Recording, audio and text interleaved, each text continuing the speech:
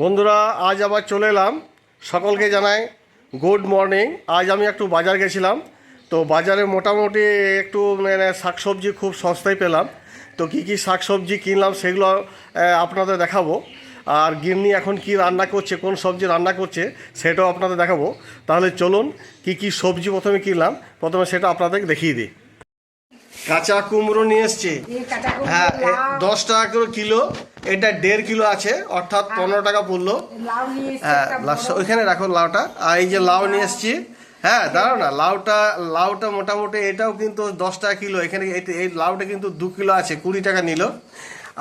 আর নিয়ে এসছি দেখুন খেড়ো। তো খেড়াটা দেখাও। এই যে খেড়ো, এই খেড়ো খুব একটা পাওয়া যায় না গো। গ্রাম এলাকাও কিন্তু এখন চাষবাস উঠে যাচ্ছে। তো আমাদের এই দুর্গাপুরের পাশে যে গ্রাম আছে, কি যেন কাটাবেড়ে দিকে এই খেড়ো হয়েছে। সে জয়দেব দিকে খেড়ো বিক্রি হয়েছে, ব্যানার্জিতে মার্কেটে বিক্রি করতেছে। সে খেড়ো নিলাম, 2 কিলো খেড়ো নিয়েছি। আজকে মানে রান্না হচ্ছে না এই খেড়ো। হ্যাঁ তারপরে নিয়ে এসছি দেখুন 20 টাকা কিলো করলা। আমি 1 কিলো করলা নিয়ে এসছি। আর পটল মোটামুটি 30 টাকা কিলো নিয়েছে। আমি মোটামুটি 500 পটল নিয়েছি। আর ভেন্ডি কোথায় গো? এই ভেন্ডি, হ্যাঁ এই যে ভেন্ডিগুলো রয়েছে, ভেন্ডি আমি নিয়ে এসছি 1 কিলো। 1 কিলোতে 20 টাকা নিয়েছে। হ্যাঁ সস্তায় আছে। আর সে পটলের মতন শশা দেখাও, পটলের মতন শশা, খেতে খুব সুস্বাদ। হ্যাঁ এই শশাগুলো খুব খেতে খুব সুস্বাদ। ছোট ছোট পটলের মধ্যে মনে হচ্ছে যেন পটল, কিন্তু এই শশা মোটে 10 টাকা কিলো নিয়েছে। আর পেঁপে, হ্যাঁ এই যে পেঁপে নিয়ে এসছি। পেঁপে মোটামুটি এই পেঁপের দামটা একটু বেশি আছে, সেটা 25 টাকা কিলো নিলাম।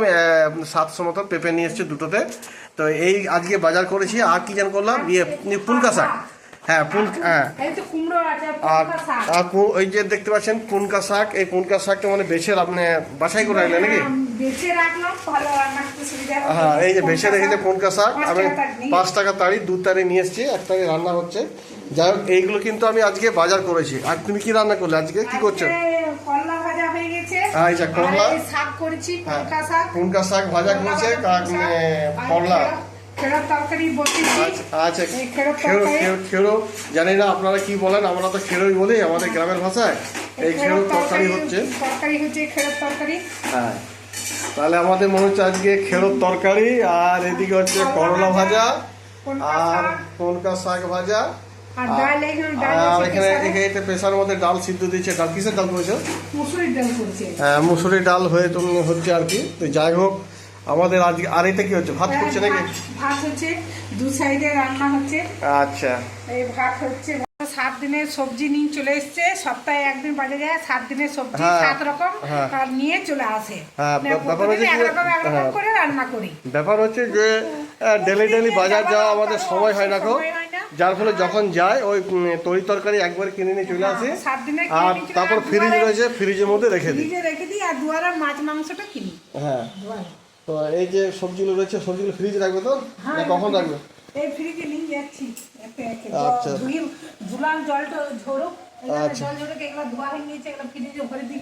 আচ্ছা আচ্ছা ঠিক আছে, রেখে দাও। আর ওই সবজিগুলো কখন রাখবে? সবজিগুলো রেখে নিচ্ছে, ফ্রিজে রাখছি। ফ্রিজে রাখলে পরে মোটামুটি ঠিক। ঘরটা একটা অন্ধকার আছে, লাইট জ্বালাও। হ্যাঁ ফ্রিজে রেখে দাও। আর কি মিষ্টিগুলো খাওয়া নেই নাকি এখনো? মিষ্টিগুলো খাচ্ছি, হ্যাঁ একদিনই খেয়ে নেবো, পেটটা বেড়ে যাবে না। বেশি মিষ্টি খেলে এই জন্য কম খাই মিষ্টি। বন্ধুরা বেশি মিষ্টি খাওয়া চলে না, আমরা মোটা লোক। যাই হোক মোটামুটি দেখতে পেলেন যে সবজিগুলো ফ্রিজে রাখা হচ্ছে। আর বাকি যে সবজিগুলো রইল সেগুলো পরে রাখবে, এখন রান্নাবান্না করে নে। তো বন্ধুরা